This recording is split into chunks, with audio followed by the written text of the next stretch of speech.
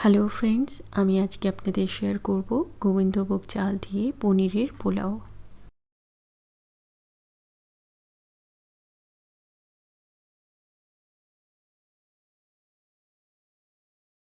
পনিরের পোলাও বানানোর জন্য এখানে আমি গোবিন্দভোগ চাল রেখেছি 250 গ্রাম মতন। এই চালটাকে একটু আগে থেকে ভিজিয়ে রাখতে হবে, অন্তত আধ ঘন্টা ভেজাতেই হবে, তাহলে পোলাওটা ভালো হবে। আপনার চাইলে গোবিন্দভোগ চালের পরিবর্তে বাসমতি রাইসও ইউজ করতে পারেন। এই চালটাকে ভেজানোর আগে ভালো করে ধুয়ে তারপর জল দিয়ে ভেজাতে হবে। ভেজানোর পর ধুতে গেলে চালটা অনেক সময় ভেঙে যায়। এখানে কাজু আর কিশমিশ আমি জলে ভিজিয়ে রেখেছি, এটা অবশ্যই করতে হবে। এবারে আমি মূল রান্নায় যাব, তার আগে দেখুন এখানে আমি পনির যেগুলো ব্যবহার করব সেই পনিরগুলোকে এরকম কিউব করে কেটে রেখেছি। এই পনিরটাকে একটু ম্যারিনেট করতে হবে। তো ম্যারিনেট করার জন্য এর মধ্যে কিছু উপকরণ আমি অ্যাড করব। তো সবার প্রথমে আমি এর মধ্যে দিয়ে দিচ্ছি গোলমরিচের গুঁড়ো, তার সঙ্গে আমি দিয়ে দিচ্ছি সামান্য পরিমাণ নুন, আর দিয়ে দেব অল্প একটু লাল লঙ্কার গুঁড়ো। এবারে এই পনিরটাকে ভালো করে ভিজিয়ে রাখবো। এখানে দেখুন আমি কেশর একটু হালকা গরম দুধে গুলে রেখেছি। সবার প্রথমে কড়ার মধ্যে আমি সাদা তেল, আপনারা শুধু ঘি দিয়ে করতে পারেন, আমি সাদা তেল আর ঘি দুটো মিক্স করে করছি। এই কাজু আর কিশমিশগুলোকে ভালো করে সুন্দর লাল লাল করে একটু ভেজে প্রথমে তুলে রাখবো। এটা আপনারা একটু ঘিয়ের মধ্যেই ভেজে নেবেন, তাহলে এর ফ্লেভারটা ভালো আসবে। তো এগুলো দেখুন ফুলে গেছে, একটু হালকা কালার এসছে। এবার আমি এটাকে তুলে সাইডে রেখে দেব। এবার এই তেলের মধ্যে আমি পনিরগুলোকে একদম হালকা করে ভাজবো, বেশি লাল করার প্রয়োজন নেই।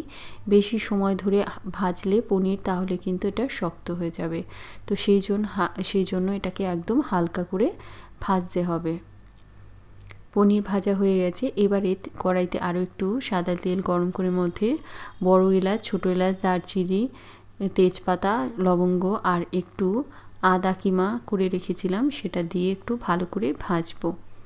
যখন আদাটা একটু ভাজা হয়ে আসবে এর মধ্যে সেই চালটাকে দিয়ে দিলাম, যেটা আমি ভিজিয়ে রেখেছি, জলটাকে ঝরিয়ে এর মধ্যে দিয়ে দিলাম। এবারে এই চালটা এই ঘি আর তেলের সঙ্গে একটু করে ভাজতে হবে। যখন জলটা শুকনো একটু সাদা ভাব হবে, চালটা একটু ফুলে ফুলে যাবে মনে হবে, তখন এর মধ্যে জল অ্যাড করতে হবে। তো এটাকে ভালো করে মিশিয়ে দিচ্ছি। তো গোবিন্দভোগ চালে জলের পরিমাণ কম লাগে, আমি সেই হিসেবে জল দেব। এর মধ্যে একটু এলাচের গুঁড়ো দিচ্ছি, এটা অপশনাল, চাইলে আপনারা স্কিপ করতে পারেন। তো একটু এলাচের গুঁড়ো দিয়ে ভালো করে মিশিয়ে নিলাম। এবারে আমি এর মধ্যে দিয়ে দেব গরম জল আর সেই কাজু কিশমিশ আর পনির যেগুলো আমি ভেজে নিয়েছি সেগুলোকে দিয়ে প্রথমে ভালো করে মিশিয়ে নেব, তারপর এর মধ্যে জল অ্যাড করব। তো গোবিন্দভোগ চালের পোলাওতে জলের পরিমাণটা কম লাগে, আর যদি চালটা একটু আগে ভিজিয়ে নেওয়া হয় তাহলে জলের পরিমাণটা আরোই কম লাগবে। আর যদি আপনার বাসমতি চাল নেন সেক্ষেত্রে হয়তো একটু বেশি লাগতে পারে। এখানে আমি মোটামুটি 500 ml থেকে একটু বেশি 600 ml মতন জল দিয়েছি। তো এই জলটা কিন্তু একটু কম বেশি টাইম লাগতে পারে, এটা কিন্তু চালটা ভেজানোর উপরে নির্ভর করছে। যখন চালটা ফুটে উঠবে, বলক আসবে, তখন কিন্তু গ্যাসটাকে একটু কমিয়ে দিয়ে একটু উপর দিয়ে চিনি দিয়ে দিতে হবে। তারপর উপরে সেই স্যাফরন মিল্ক যেটা আমি করে রেখেছি সেটা দিয়ে আবারও ঢাকা দিয়ে রাখবো যতক্ষণ অবধি জলটা পুরো শুকনো হচ্ছে। তো জলটা শুকনো হয়ে গেছে দেখুন। এবার এটাকে সাইড থেকে এরকম হালকা হাতে নাড়িয়ে চাড়িয়ে এটাকে নামিয়ে নিতে হবে। এটা আপনারা যে কোনো নিরামিষ রেসিপি, যেমন আলুর দম, নিরামিষ আলুর দম, নিরামিষ পনির, নবরত্ন কোরমা, এরকম জাতীয় যে কোনো রেসিপির সঙ্গে এটা আপনারা সার্ভ করতে পারেন। আশা রাখছি ভালো লেগেছে। কেমন লাগলো জানাবেন। ভালো লাগলে লাইক করুন, শেয়ার করুন আর আমার চ্যানেলটিকে সাবস্ক্রাইব করবেন। ভালো খান, সুস্থ থাকুন।